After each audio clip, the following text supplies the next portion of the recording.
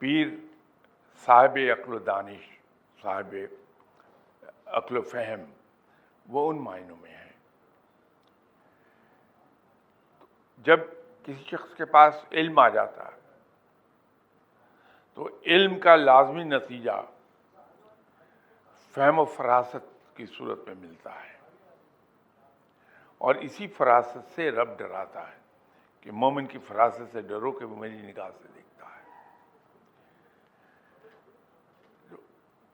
تصوف ہے وہ صوفی لفظ ہی سے مشتق ہے.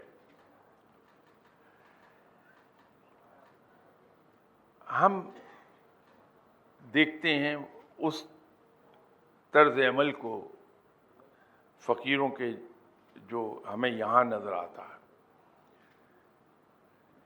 تصوف کی ابتدا ہوئی تھی اس وقت جب جناب حضرت عمر رضی اللہ تعالیٰ عنہ کے دور حکومت میں اسلامی مملکت بڑی تیزی سے پھیلی اور 220 مربع میل پر ڈے کے حساب سے ایکسپینڈ ہو رہے تھے. ہم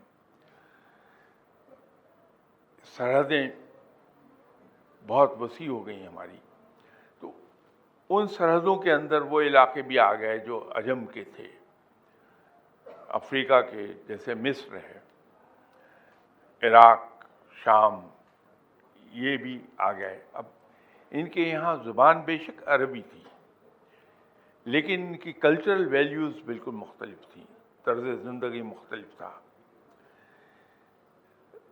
اتنی وسیع ہو جانے کے بعد جب مال غنیمت بھی بے شمار ملا مسلمانوں کو، دولت در آئی، تو ہمارے یہاں کچھ اخلاقی انحطاط بھی دیکھنے میں آیا.